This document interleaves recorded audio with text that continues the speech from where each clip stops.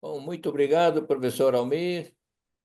Agradeço muito esta oportunidade de poder cumprimentar nossos queridos economistas. Alguns já estamos conversando com eles, em particular com o nosso palestrante de hoje, que é o professor José Carlos Souza Filho, que nos brindará com uma aula magistral, tenho certeza, sobre o tema tributos na formação de preços e a reforma tributária. É um tema duplo, né? Bastante amplo, já que vai tratar de uma questão extremamente importante na microeconomia, que vem a ser como se formam os preços e como são colocados os tributos, e como os tributos, ao final, vem a pergunta: quem paga? E vai depender muito das elasticidades, né, de oferta e demanda, e também da mudança que está em pauta aí, que vem a ser a reforma tributária. Então, tenho certeza, professor José Carlos Souza Filho, que teremos uma aula magistral. E ao professor Almir e à FIA, é um momento fantástico, né? O professor Almir, certamente, tem uma programação desse momento OIB com colegas de altíssimo nível, igual aos que nos antecederam e mais, como o professor José Carlos de Souza Filho, mestre e doutor, né? E tenho certeza que teremos um ano muito profícuo nesta sinergia que temos com a FIA através do Procede, cujo coordenador é o professor Almir. Então, professor Almir, agora é a sua parte de falar um pouco sobre o nosso palestrante. É, Proponho que, dado o tempo que ele tem para a palestra, seja resumida a longa, né? A longa lista de itens que ele já realizou ao longo de sua vida acadêmica. Com certeza, mestre Manolo. Obrigado, professor Manolo. Com muita honra, com muito prazer. E queria só saudar aí os nossos colegas, Marcos Calheiros também, Jorge Monteiro, nossos colegas. O professor José Carlos Souza Filho, nosso amigo, que é mais importante do currículo, sobre todos os aspectos, nosso amigo, economista, administrador e contador, contabilista, pela nossa gloriosa FEA USP. Mestre e doutor também pela FEA USP, com especialização na Youngstown State University e também na Manchester Business School, no Reino Unido, segunda, né? Professor dos melhores MBAs do Brasil e de São Paulo, obviamente, que no Advanced MBA da FIA, principalmente na trilha Gestão Empresarial, né, que é o MBA do Procede, coordenado pelo Procede. Administra várias disciplinas, como precificação financeira, tributação, jogo de negócios, simulação empresarial, e o professor é um eclético mestre, doutor há muitos anos. Coautor de vários livros, vou destacar apenas alguns: Investimentos Decisions, Manual de Gestão Empresarial, Teoria e Prática, como coautor, e Finanças no Varejo, também Gestão Operacional. Autor de diversos artigos nacionais e internacionais, consultor de empresa, certificado CPA da Ambima, consultor, como já falei, e nos brindará hoje com esse tema que o professor Manolo já anunciou: tributos na formação de preços e a reforma tributária, com um adendo: temas pendentes. Professor, tenho certeza que será um show e muito obrigado pela gentileza de ter aceitado o nosso convite. Um abração, professor, e boa sorte. Transmito-lhe o microfone e o controle. Muito obrigado pela apresentação, muito obrigado a todos os presentes. É uma honra para mim, eu agradeço o convite, a oportunidade de estar aqui mais uma vez para colocar um tema bastante momentoso, bastante difícil, e eu fui colocado num desafio, né? Porque falar sobre esses temas no tempo que é disponível realmente. Mas eu tentei, digamos assim, organizar as ideias de uma forma que a gente pudesse chamar atenção para alguns aspectos que são relevantes e ainda deixar um tempinho no final para a gente poder discutir um pouquinho o assunto, né? Porque além de ser um assunto muito rico de detalhes, né? O Brasil é um país que tem aí umas peculiaridades bastante diferentes de outros lugares do mundo no que se refere à tributação.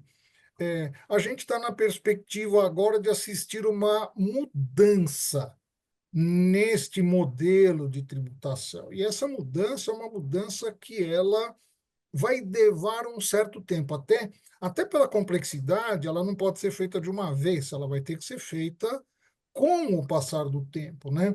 E é exatamente esses aspectos que a gente vai procurar chamar a atenção dos senhores mais do que qualquer outra coisa, né? É procurar mostrar algumas coisas que a gente vem estudando e vendo já há algum tempo.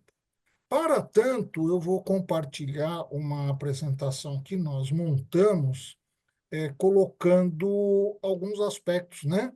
Abusando aí do aspecto visual, que sempre ajuda bastante a gente a enxergar as coisas. Então, nós vamos falar sobre temas pendentes na formação de preços no que se refere à reforma tributária. Essa é a nossa ideia, tá? Aí tem a formação, acho que não é a coisa mais importante, até porque o Almir já falou. O mais importante é a gente chamar atenção para os 4 tópicos que nós vamos procurar desenvolver nesse tempo que nós temos disponível, né? Nós vamos falar um pouco da composição do preço, vamos falar da reforma tributária, os temas que estão pendentes, vamos falar de que forma a tributação afeta a competitividade e quais são as expectativas de mudança, né? Ou seja, o que deve acontecer com alguns insights que nós estamos tendo a respeito da reforma tributária. Então, basicamente, nós vamos começar falando de preço, né? E quando a gente fala em preço, a gente costuma dividir preços em alguns tipos de preços, né? Então, a gente tem preço de mercado. Então, eu trabalho num setor que tem uma alta competitividade, eu tenho que ter uma estratégia de precificação, eu não tenho muito poder de precificar. Tem situações em que eu posso trabalhar em cima do meu custo, eu posso acrescentar algum percentual em cima desse custo e precificar, porque não tem um mercado que me permite isso. Tem o preço financeiro, que é aquele preço onde nós vamos fazer cálculo de margem, considerando tributos de entrada e de saída. E tem o chamado preço hedônico, né, que é o preço do luxo, é o preço que, em princípio, não leva muito isso em consideração, mas nós vamos ver que leva sim, né?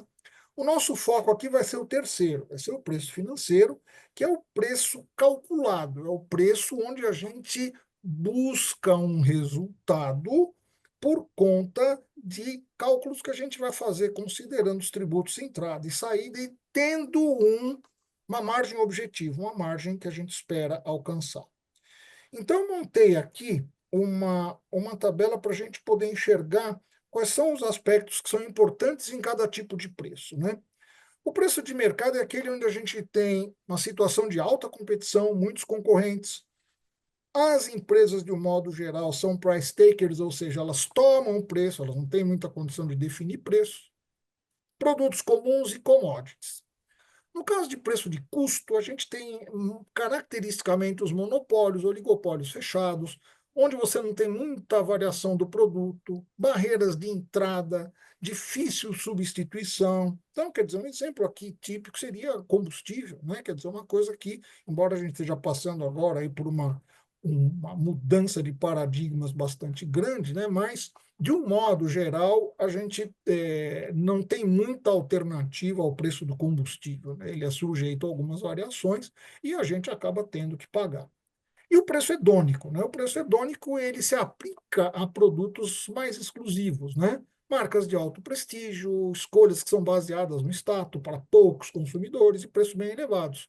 Exemplos aqui são muitos, né? Você pode pegar um relógio Rolex, você pode pegar uma Ferrari, você pode pegar um Louis Vuitton. Então você tem alguns produtos que se encaixam nessa categoria, onde não é exatamente o custo que vai ser levado em consideração, mas sim aquilo que a marca atribui ao produto, né? O atributo de marca que é importante.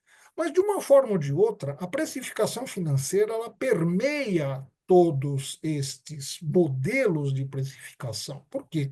Porque ela deve apresentar um resultado, ela é calculada em todos os tipos de preço que a gente tiver, eu preciso ter um foco de resultado. Só que aqui no Brasil, Isso é um pouco mais complicado do que em outros lugares, porque a gente tem algumas peculiaridades tributárias que a gente tem que levar em consideração quando nós estamos precificando.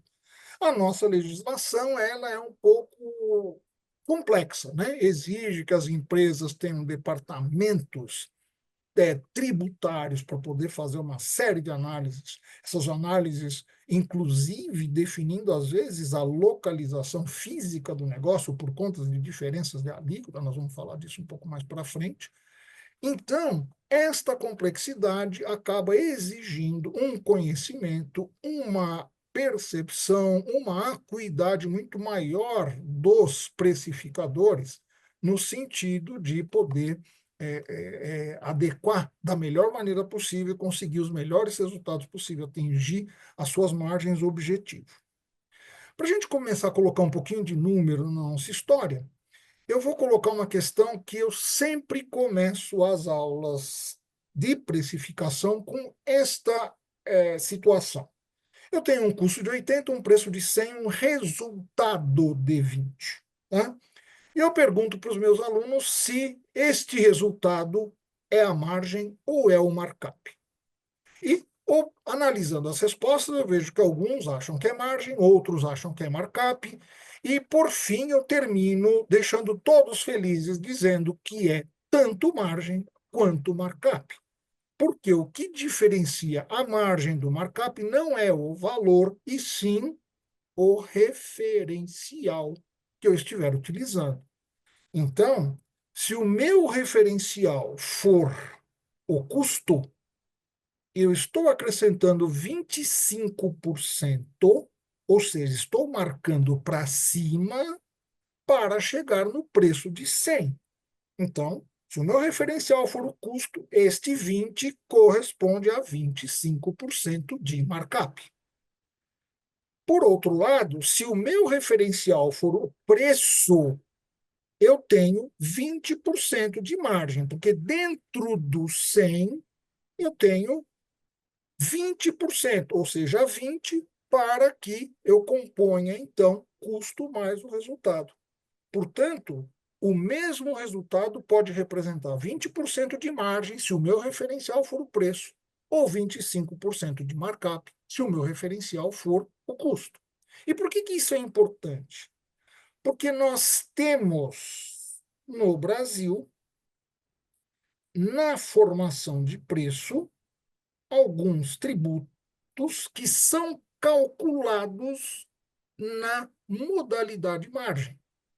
Então, dentro do preço, nós temos que tirar 3 tributos para a gente chegar no preço líquido. E é por isso que esta diferenciação entre margem e markup é importante. E aí o que acontece? O cálculo de margem, vocês viram que quando você vai do preço para o custo, já é uma conta reversa. É uma conta que eu tenho que fazer uma divisão para poder voltar para o valor anterior. A hora que eu insiro tributos nessa conta, ela fica muito mais complexa. Imagina que no custo eu tenho tributos de entrada e no preço de venda eu tenho tributos de saída. A hora que eu vou trabalhar com o markup, eu me perco, porque eu não consigo estabelecer um resultado objetivo. Porque na medida em que eu aumento o markup, aumento os tributos, consequentemente eu começo a ter alguma dificuldade em conseguir ter aquilo que eu chamo de margem objetiva. E no cálculo de margem, eu consigo ter uma precisão para fazer esse tipo de cálculo. Então, a margem objetiva é muito importante para que eu possa calcular exatamente o resultado que eu pretendo alcançar ou que eu posso alcançar, considerando tributos de entrada, considerando tributos de saída, considerando substituição tributária, considerando qualquer elemento que eu tenha para precificar. E eu não perco a efetividade em termos de resultado, fazendo a conta pela margem. E isso por quê? Porque eu tenho tributos dentro do preço. Isso tem algumas consequências, como nós vamos ver a seguir. Então, a hora que a gente olha os tributos, quais tributos a gente tem dentro do preço? A gente tem 12 impostos hoje. Né?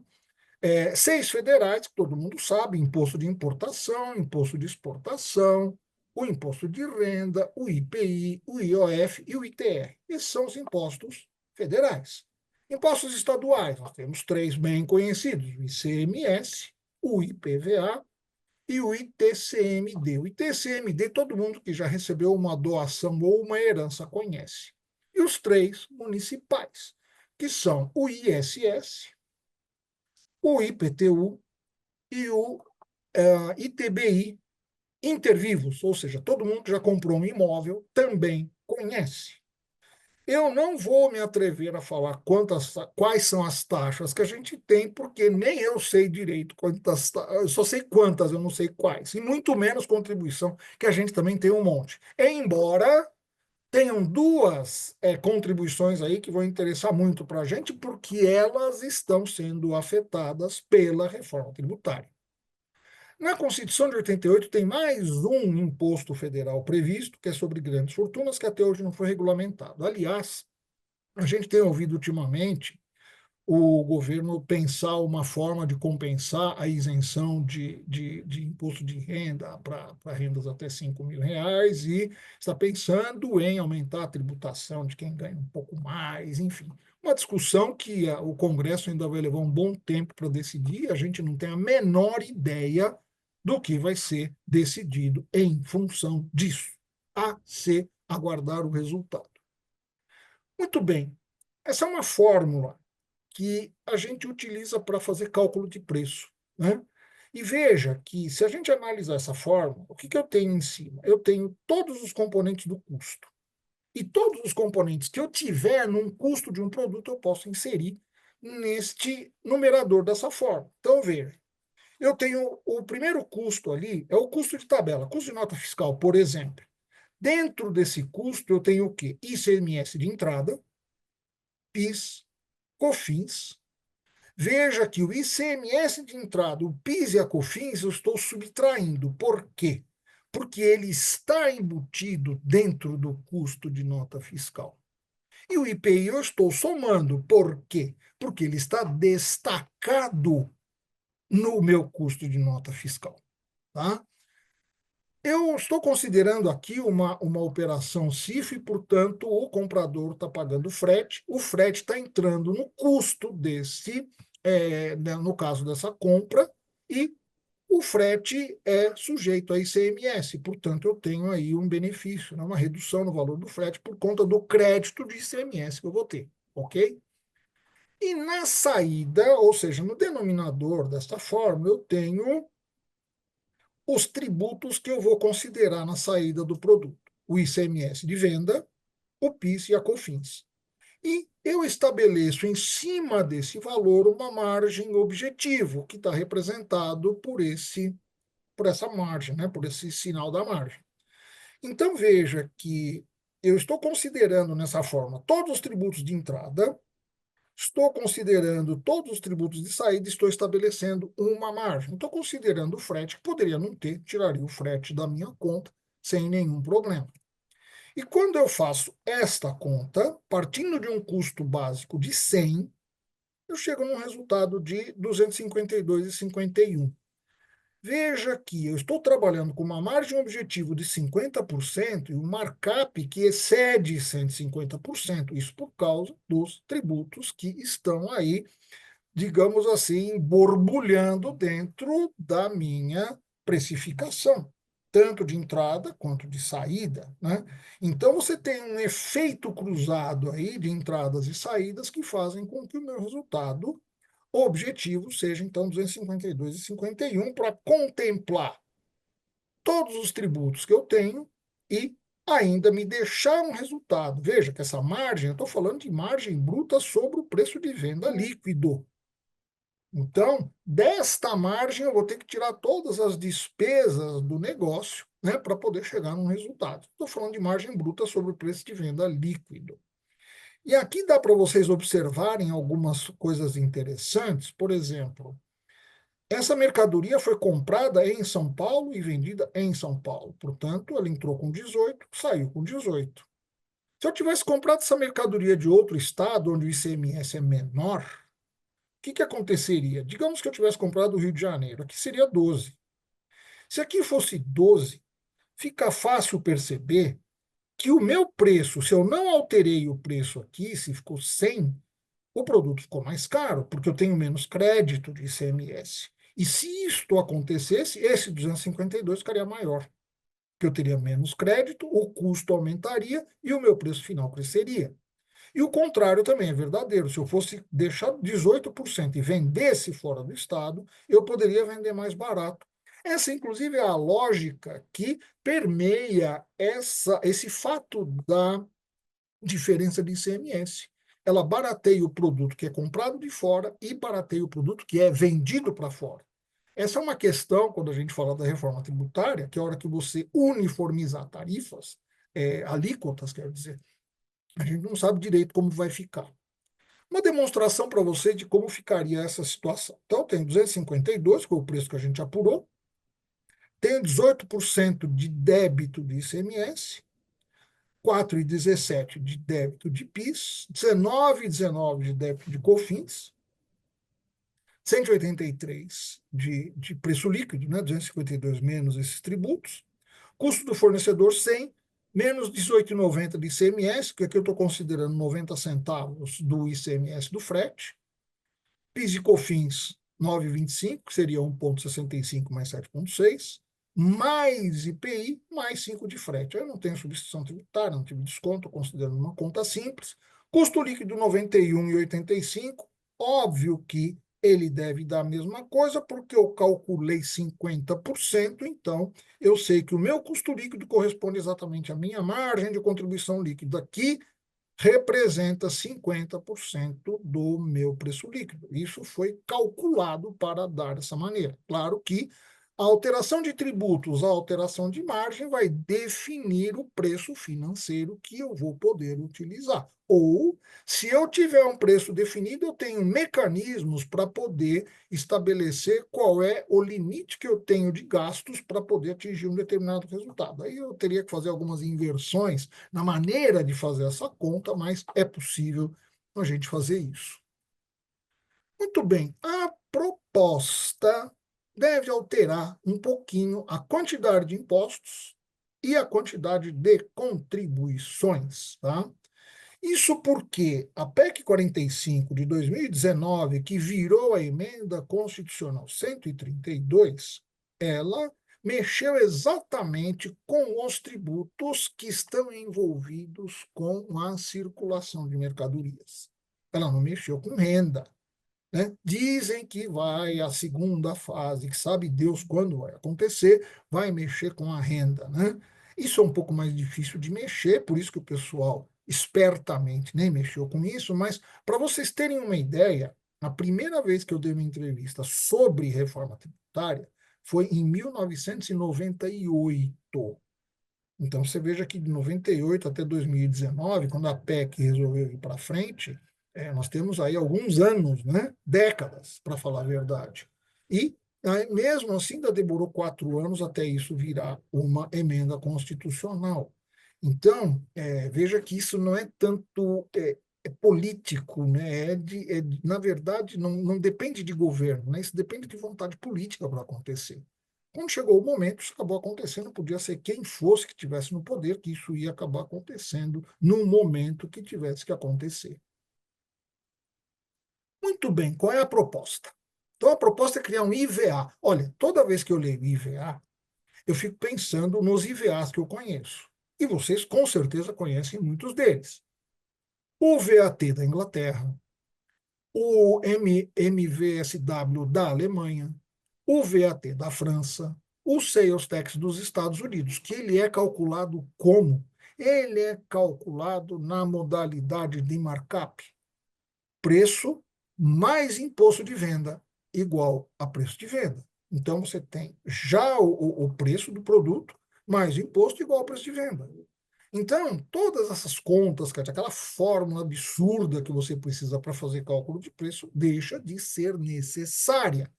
Ela é necessária aqui porque você tem tributo dentro do preço, tanto na entrada quanto na saída.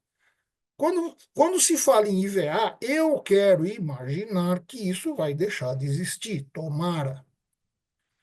E esse IVA já está dividido em dois, né? Aqui eu faço a seguinte leitura, não sei se vocês concordam comigo, mas eu acho que o governo federal tratou de tirar os tributos dele da confusão, deixou separado, então criou a contribuição sobre bens e serviços, só contributos federais, IPI, que é o Imposto Federal, PIS e COFINS, as contribuições. E vocês devem ter reparado naquela forma que a COFINS tem um valor, né? A importância da arrecadação de COFINS é muito grande, né? Ela dá quase a metade do ICMS, que é o tributo que mais arrecada. Portanto, COFINS mais IPI mais PIS dá uma senhora arrecadação federal. Tá? E aí a gente vem para o IBS. E aqui é que as coisas vão ser um pouco mais tenebrosas, por algumas razões. Primeiro, porque você está pegando os tributos de competência dos estados e municípios e vai colocar na gestão de um comitê com representantes da União dos Estados e dos municípios. Tá? Então, ele não vai ser mais estadual, ele não vai ser mais municipal, ele vai ser gerido por um comitê gestor. Então, a gente já tem aqui uma confusão, né? Porque você está tirando competência dos estados e dos municípios com a sua tributação. Tá? Você aqui juntou, né? Aqui realmente você teve uma redução. Vai deixar de existir o ICMS, o ISS, isso deve virar um só. Também está previsto um imposto seletivo que é nos moldes do excise tax americano, que ele é cobrado, por exemplo, é cobrado nas bebidas, é cobrado nos cigarros, e aqui também o pessoal procurou fazer alguma coisa parecida, e incluíram aí também produtos prejudiciais ao meio ambiente. A gente não sabe exatamente que lista de produtos está se considerando como prejudicial ao meio ambiente, mas tudo isso depende de complementação legal para que a gente possa ter uma visão clara do que significa. A cumulatividade do tributo deixa de existir. Então, veja, o melhor exemplo que eu poderia dar para vocês aqui é se você imaginar que dentro do... Quando você tem um preço de tabela, você tem ICMS, PIS e COFINS ali dentro. Se o produto for sujeito a IPI, e se for um produto industrializado ou importado, ele vai ter IPI, o que vai acontecer? Você vai calcular IPI sobre ICMS, PIS e COFINS. Se você vai cobrar só no destino, essa acumulatividade vai deixar de existir. Então, você vai deixar de ter tributação no custo do produto para calcular só na ponta. E o que acontece com isso? Você vai ter aqui muita polêmica, né? Porque o que significa você cobrar só na ponta? O produto de São Paulo que vai ser vendido no Ceará vai ter a tributação só cobrada no Ceará. E o produto do Ceará vendido em São Paulo vai ter a tributação cobrada só em São Paulo.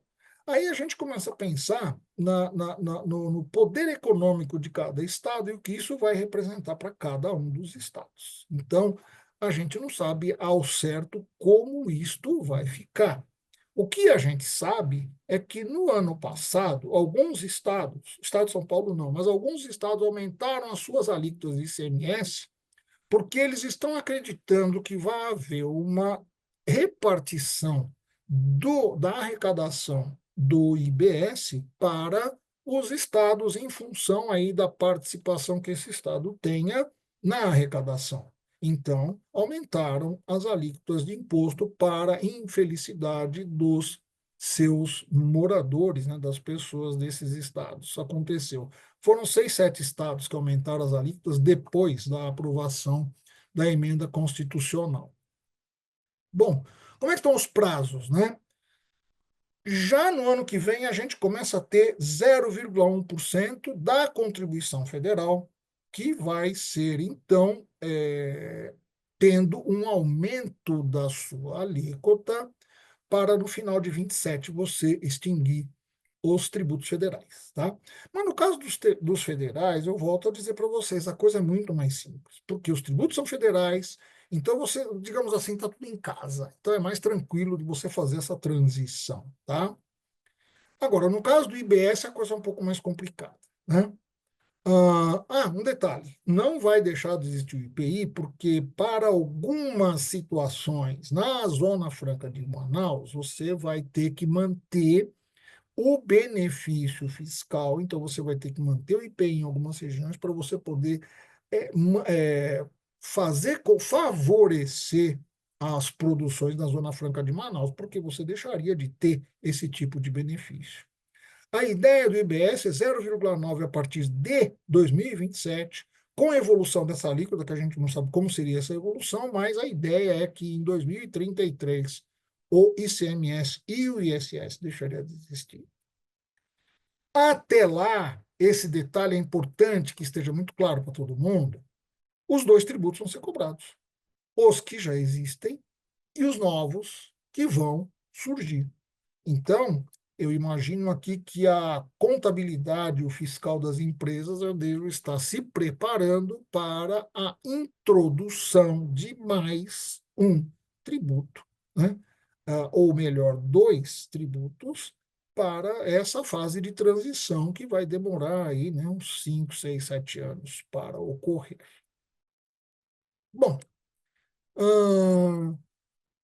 uma coisa que eu tenho ouvido com frequência, eu fui assistir uma palestra do Bernard Api, que é conhecido de muitos dos senhores aqui, inclusive porque ele é da FEA, e foi na FEA que ele falou a respeito disso, né?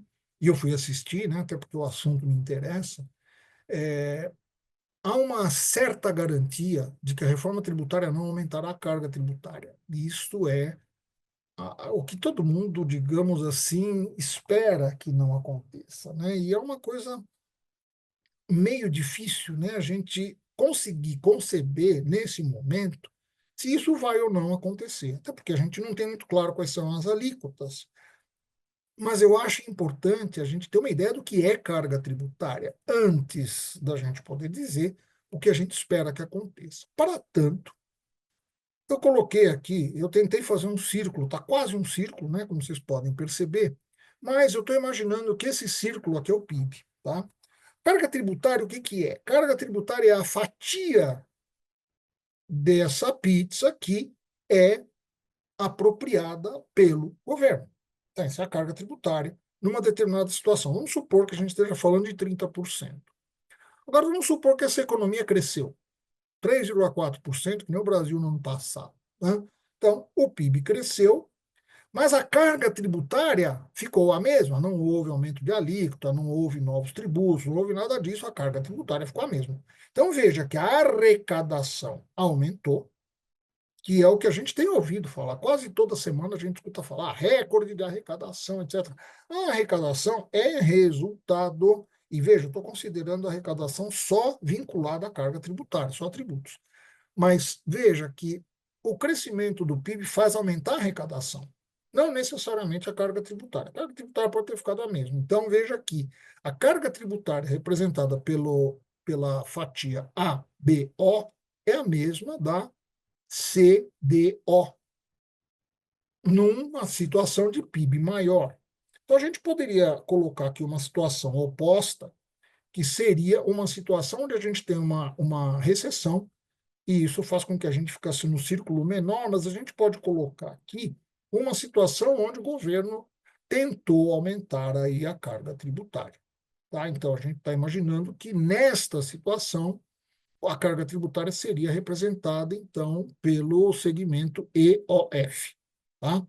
Então, nesse caso, veja que a gente teve uma redução de PIB com aumento de carga tributária. E não se pode dizer nada a respeito da arrecadação, certo? A gente precisaria ter números para poder comparar se o segmento EOF é maior do que o segmento OAB, para a gente poder dizer se houve aumento de arrecadação ou não por conta do aumento da carga tributária, o que significa que a redução pode ter sido compensada ou não pelo aumento de carga tributária. Inclusive, isso é uma coisa que a teoria diz, né, que você aumentar a carga tributária você vai aumentar até um determinado ponto onde a arrecadação vai reduzir e não crescer.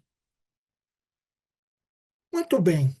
Aqueles tributos que a gente calcula dentro do preço das mercadorias, a gente chama de tributos indiretos, tá? Então, ICMS, PIS e COFINS estão dentro do preço. Então, o preço de 100, ele carrega aqui em São Paulo 18% de ICMS, 1,65% de PIS, 7,6% de COFINS em condições normais de tributação.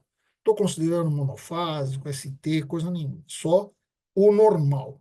Então, veja que R$ 100 representa de custo efetivo 72,75, porque eu estou tirando o 27,25 dos R$ 100. Só que se a gente for calcular isso na forma de markup, o acréscimo de 72,75 para 100 representa 37,46, tá? A ideia, como a gente já falou antes, é que o IVA seja calculado na forma de markup. Então, se o pessoal está falando aí em 27%, gente, essa conta não vai fechar. Vamos aguardar os acontecimentos, né? A gente tem hoje um percentual muito maior de tributo do que 27%. Então, claro, a gente precisa saber se 27% é sobre o IVA todo, se vai ser dividido entre o federal e os estados e municípios, enfim. Isso ainda é muito nebuloso, a gente não tem muito uma noção muito clara do que vai acontecer. O outro tributo que está envolvido aí na questão da reforma tributária é o ISS, né? O ISS é um tributo municipal. O que é serviço? Serviço é o que está previsto na Lei Complementar 116, que já recebeu uma série de adendos, né? Os adendos na Lei Complementar geralmente são resultados de novos serviços que surgem, e os novos serviços, às vezes, trazem novos problemas. Então, se vocês imaginarem o que surgiu de serviço novo com tecnologia, né, de processamento, de desenvolvimento de sistemas, etc., tudo isso teve que ser previsto em adendos na Lei Complementar 116 e acabaram criando situações novas, né? Então, no caso, por exemplo, do município, um problema que é recorrente é o município, o camarada prestar serviço no Brasil, mas a empresa para que ele preste serviço está na Espanha, está na Alemanha, está no Chile, está em Portugal, está em qualquer outro lugar. Então, você tem que identificar, e não é muito fácil fazer isso, aonde se dá o efetivo resultado do serviço. Esse é um trabalho que deixa os munícipes malucos, né? Fiscalização municipal, porque é muito difícil você conseguir identificar onde é que se dá o benefício do serviço em função do prestador do serviço estar aqui e do tomador do serviço estar fora do país, né? E a outra questão é que as alíquotas variam de município para município. A mesma coisa que acontece nos estados acontece nos municípios, só que os municípios são muito mais municípios, né? Então, esse tributo vai deixar de existir, junto com o ICMS. No município de São Paulo, as alíquotas variam de 2% a 5%. E aqui, nós temos uma situação que foi criada há uns anos atrás, que é fazer com que o tomador do serviço recolha o ISS, retendo o valor a ser pago para o prestador do serviço e ele recolhendo. E isso foi uma resposta que o município deu para aqueles casos daquelas empresas que saíam do município, iam para o município limítrofe, e às vezes de forma fictícia, e prestavam serviço no município. Então, a saída foi, que o município encontrou, foi tributar o tomador do serviço, né? Então, isso criou alguns problemas, porque, às vezes, isso não isentava o prestador do serviço de pagar o tributo na cidade dele e ter o tributo retido na cidade onde ele prestou o serviço. Então, isso gerou muitas brigas. É uma coisa que provavelmente deverá deixar de existir, né? Agora, veja uma coisa interessante. O comitê gestor do IBS está previsto que ele tenha a participação de 27 estados, na verdade 26 mais o Distrito Federal, representantes de 27 municípios, só que nós temos 5.570 municípios, nem todos os municípios são tão pequenos assim. Aqui a gente está prevendo aí uma zona de atritos, né? Muito bem. Tem algumas questões que estão pendentes, né? Primeiro, o que vai acontecer com a substituição tributária e com o DIFAL? O DIFAL, sendo bem breve, ele contempla a diferença de alíquotas das compras. Vocês viram que quando a gente falou que a compra vem de outro estado, ela pode vir com 7, se vier do Nordeste, pode vir com 12, se vem do Rio. E aí isso criou alguns problemas para quando essa mercadoria vai para fora. E aí se criou um cálculo de diferença de alíquotas para compensar essa diferença nos casos em que alguns estados caíram desfavorecidos. A segunda pergunta, o que vai acontecer com o Simples? Né? Ele vai continuar existindo? Nós vamos falar um pouquinho de Simples aqui para frente. Como se dará essa partição de IBS entre estados e municípios? É outra questão que também não foi resolvida. Como fica a autonomia tributária dos entes federativos, conforme o artigo 145 da Constituição? Também ainda não ficou resolvido. Quer dizer, os estados vão ter que abrir mão da sua autonomia tributária, né? Como é que isso afeta as decisões estratégicas das empresas? De algumas formas. Primeiro, diferença entre ICMS, diferença de ICMS entre os estados. Isso faz com que o estado decida, às vezes, construir uma fábrica ou um atacado em outro estado para se beneficiar de diferenças de ICMS quando você manda mercadorias de um estado para outro. Benefícios fiscais que alguns estados podiam conceder para aumentar sua atratividade. E o benefício fiscal nunca é dado na alíquota, porque é muito visível, você dá na base de cálculo, aí você evita problemas. Guerra fiscal municipal, como a gente mencionou agora, né? O município baixa as alíquotas ou baixa a base de cálculo, e aí você pode se transferir para outro município de forma real ou fictícia, né? De repente você fica morando aqui, arruma um endereço fora, pega uma nota fiscal de fora, com nota fiscal eletrônica você emite isso da sua casa, quer dizer, você não tem problema nenhum para fazer uma coisa dessa. E diferença de margem de valor agregado nos casos de substituição tributária. Pessoal, substituição tributária é um capítulo que a gente precisaria de outra aula para falar. Então, eu só vou passar assim por cima da substituição tributária, dizendo que a substituição tributária é um valor que é cobrado antecipadamente de ICMS, né? Tem também de PIS e COFINS, mas deixa isso para lá. É cobrado de ICMS, e para isso você precisa fazer uma suposição de qual o valor o produto vai ser vendido na ponta para você poder cobrar ICMS da venda. E este valor é calculado através de algo chamado margem de valor agregado. Aqui eu tenho um exemplo só para mostrar para vocês de que maneira isso afeta. Eu não tô, esses números a gente chegou com algumas contas, mas eu quero mostrar para vocês mais o efeito do que acontece. Uma mercadoria que vem, por exemplo, do Ceará para São Paulo, dado um determinado preço, ela vai ter uma substituição tributária unitária de R$ 5. Esta mesma mercadoria, com o mesmo preço, se for comprada de São Paulo, vai ter uma substituição tributária 1/3 do valor. Então veja que o camarada que está mandando a mercadoria de Ceará para São Paulo, ele está sendo desfavorecido em relação àquela mesma mercadoria no mesmo valor comprado em São Paulo. E isso acontece por quê? Porque como a mercadoria vem do Ceará com 7 e vai ser tributada em São Paulo com 18, o gap, a diferença de alíquotas é gigantesca. Então a substituição tributária vai para as nuvens a hora que você calcula um MVA em cima do preço de venda. No caso de São Paulo, não. O ICMS é 18, a venda é 18, essa diferença é muito menor.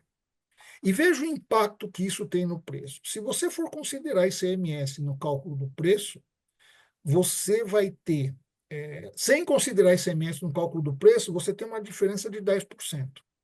Então, uma mercadoria que comprada em São Paulo seria precificada a 40, se ela for comprada no Ceará, para você ter o mesmo resultado, você teria que precificar 44, 10% de diferença. E se você considerar a diferença de ICMS no cálculo, e aí entraria em alguns nuances que a gente não vai entrar, mas considerando o ICMS no cálculo, essa diferença vai para 20%. Para ter o mesmo resultado, se eu considerar o ICMS na entrada e na saída, além da substituição tributária, eu teria que vender essa mercadoria a 52, ao invés de vender a 41. Então, você veja que nos dois casos, a diferença de preço vai de 10% a 20%.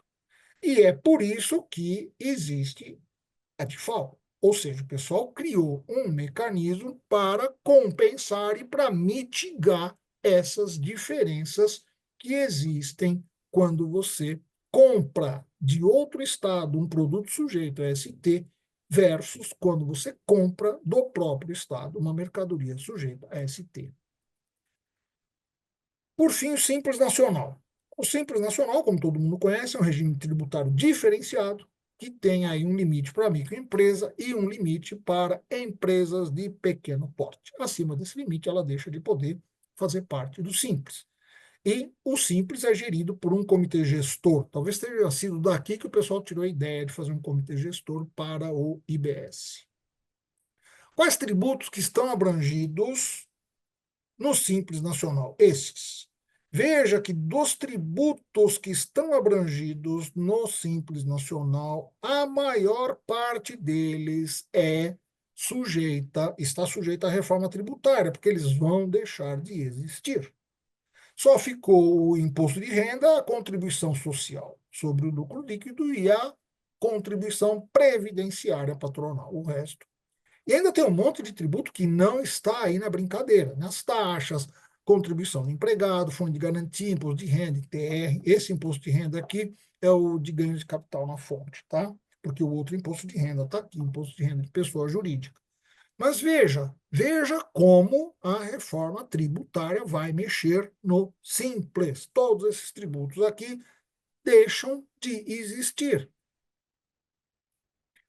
Bom, pessoal, que eu gostaria de colocar para vocês, dentro do tempo que a gente tinha, eu sei que teve um monte de assunto aí que a gente passou meio a jato, e eu gostaria agora de ouvir aí o que vocês acharam, se vocês têm alguma observação, que a gente puder colocar para discutir o assunto, tá bom? Muito obrigado pela atenção de vocês, espero que eu tenha ajudado a deixar as coisas um pouquinho mais claras e que não tenha aumentado a confusão na cabeça de todo mundo.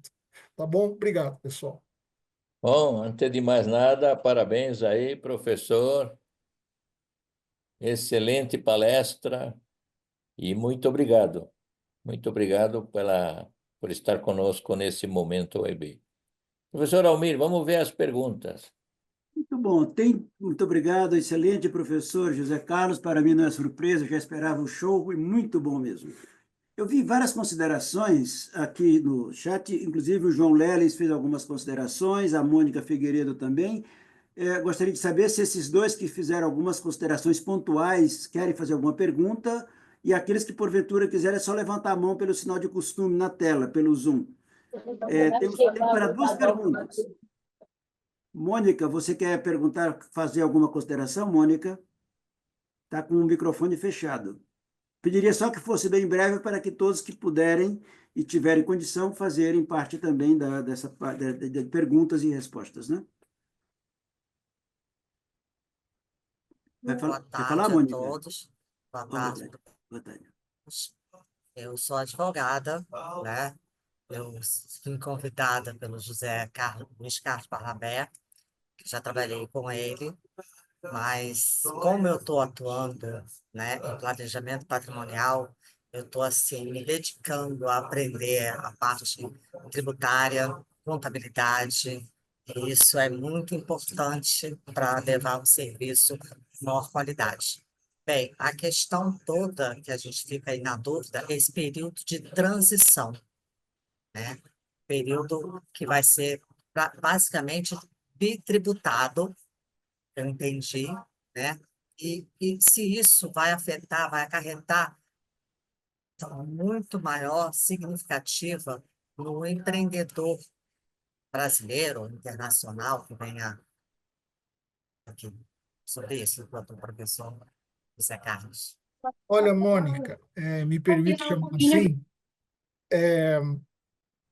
existe uma previsão de que a taxa nova, ou seja, as taxas dos novos tributos, elas tenham um processo de crescimento na medida em que as taxas existentes tenham uma redução, tá? Mas isso não invalida o fato de que nós vamos ter dois novos tributos durante algum tempo. Isso vai acontecer.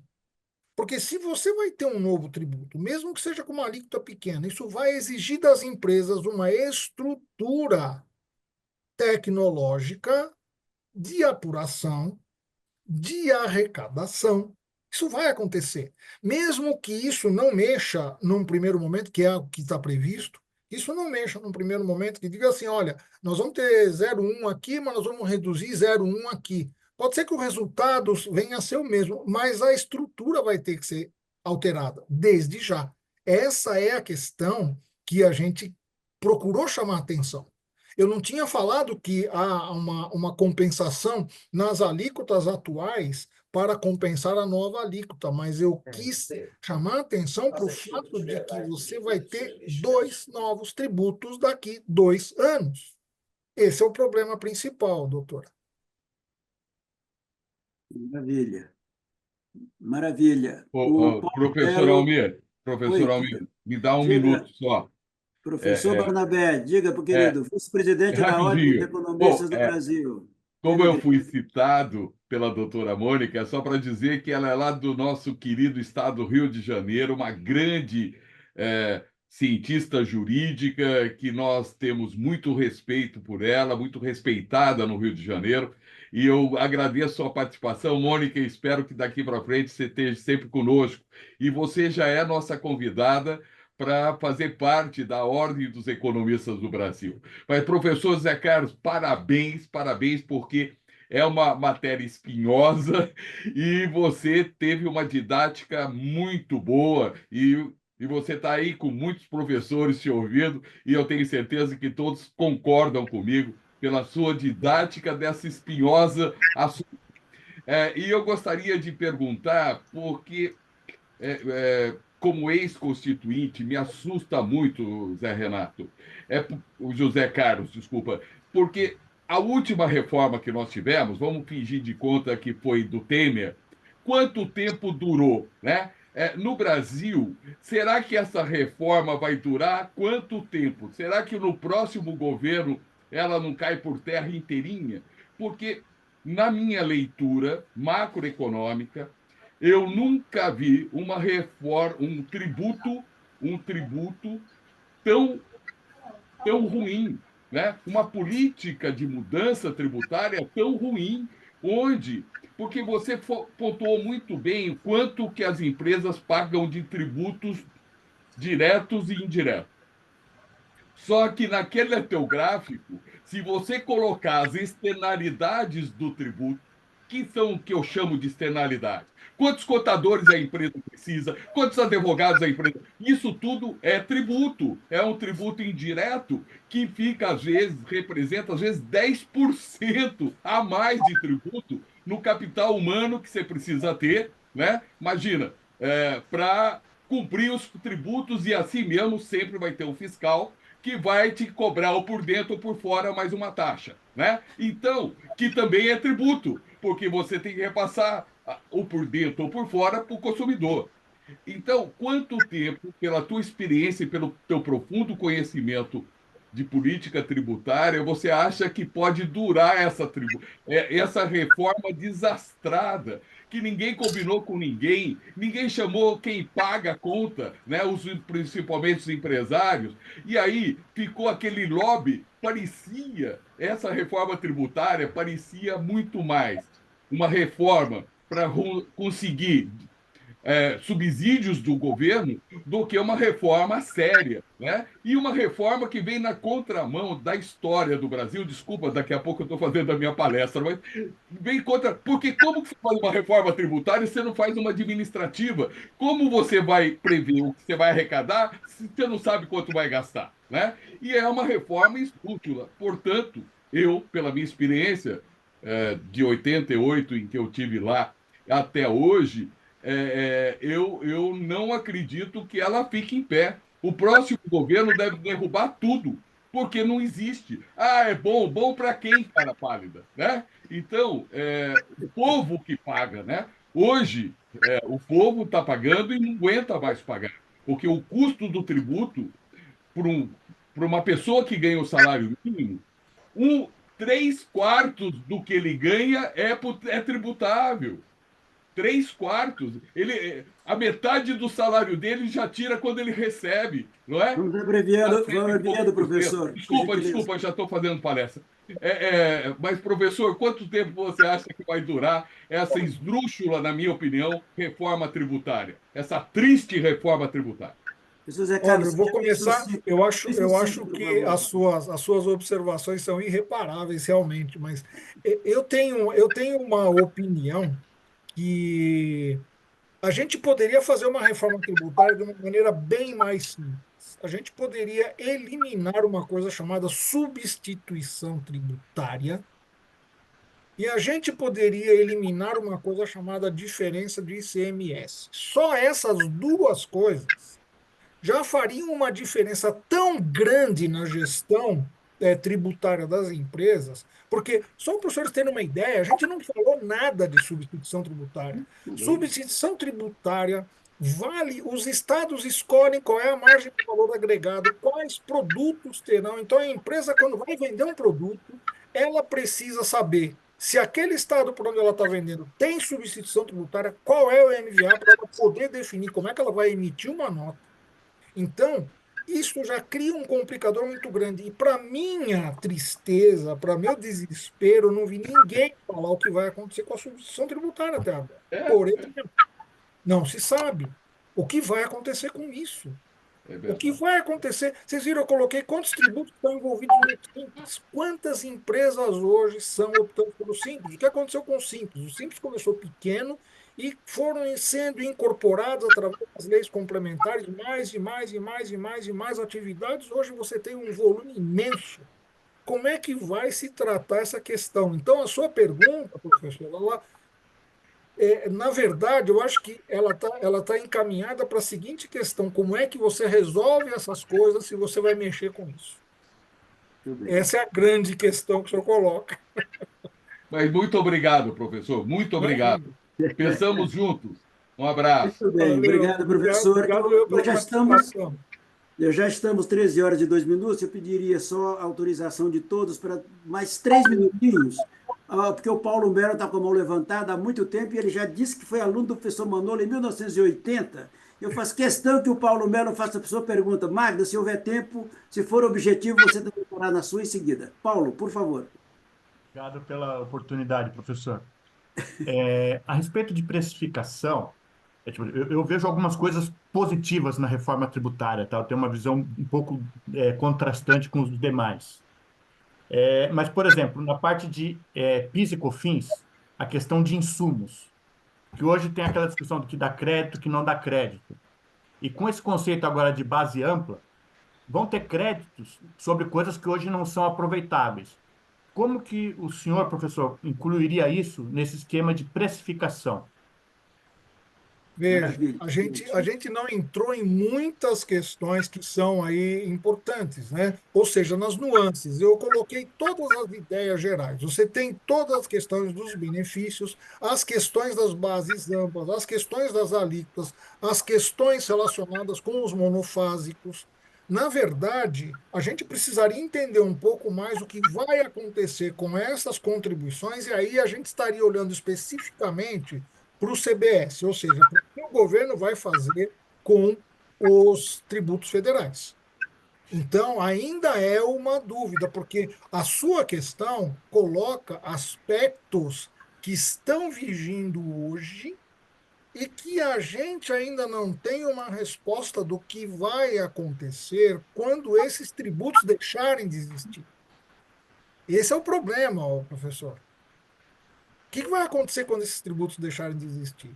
O que vai acontecer com os benefícios? Inclusive, eu acho que o senhor se recorda que eu coloquei lá no final, nas questões pendentes, o que vai acontecer com os benefícios, sem especificar quais benefícios seriam todos. O que vai acontecer com esses benefícios? De que maneira eles vão ser trabalhados? Não sabemos. Maravilha, Obrigado. professor. A Magda Mello e a resposta, a pergunta e a resposta em 32 segundos. Magda, você tem a metade de 32 e o professor Zé Carlos a outra metade. Combinado. Primeiro, eu quero parabenizar, né? Como sempre, muito alegre estar com vocês. Eu atuo na área de serviço. E aí, o meu entendimento, eu vejo que a gente vai ter dois tributos, a gente vai pagar dois tributos em algum momento, a gente vai dançar mais ainda, né? Sim. Então, ou seja, vai pesar muito mais no orçamento, né, nos nossos bolsos. Olha, Essa na transição, relação ela toda no achado, né? na relação de serviços, no que se refere a serviços, eu vejo dois problemas. O primeiro problema é o seguinte: as alíquotas, por exemplo, se a gente pegar São Paulo, as alíquotas variam de 2% a 5%. O ICMS varia de 7 a 18, ou melhor, de 7 a 25. Sim. Você vai pegar esses dois tributos e vai colocar dentro da mesma cesta. Você vai ter que fazer uma partição disso. Nós temos 5.570 municípios, que a gente pegue 10% desses municípios com arrecadação importante de ISS. Nós estamos falando de 500 municípios. Nós vamos ter 27 municípios representados no comitê.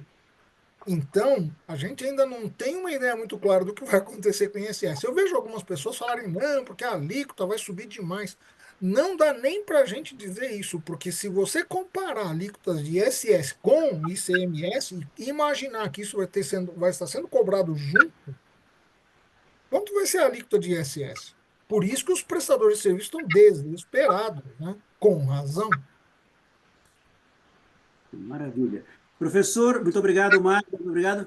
Professor, aqui vários e vários comentários que eu quero sintetizar e assinar, subscrever. O pessoal fala excelente aula, excelente conhecimento, magnífica aula. E aí uma das pessoas que colocam aqui no chat fala didática impecável. Para mim, nenhuma novidade, professor. Excelente mesmo. Eu gostaria de, antes de passar a palavra para o professor Manolo encerrar os nossos trabalhos, professor, pedir as suas considerações finais, com nossos agradecimentos desde logo. Pessoal, antes de mais nada, eu gostaria de agradecer o tempo de vocês, agradecer a atenção de todos. Longe de mim querer passar tudo o que é possível. Esse tema é muito rico, tem muita coisa. E para poder montar esse material, além do carinho que eu utilizei para montá-los, eu espero que vocês tenham percebido, eu procurei fazer uma síntese que pudesse dar para os senhores uma ideia da problemática que nós estamos enfrentando. O que faz com que a pergunta que foi feita pelo professor Paulo faça todo sentido. Será que isso vai realmente vingar? Né? Será que isso vai realmente acontecer? Será que um novo governo não pega e não joga uma pá de cal em cima disso tudo e as coisas ficam como estão? É o futuro, né? E o futuro não depende da gente. A gente vai estar sempre pronto para estudar e procurar entender e procurar esclarecer os alunos e quem tiver interessado. Tá bom? Agradeço mais Maravilha. uma vez a participação e a atenção de todos vocês.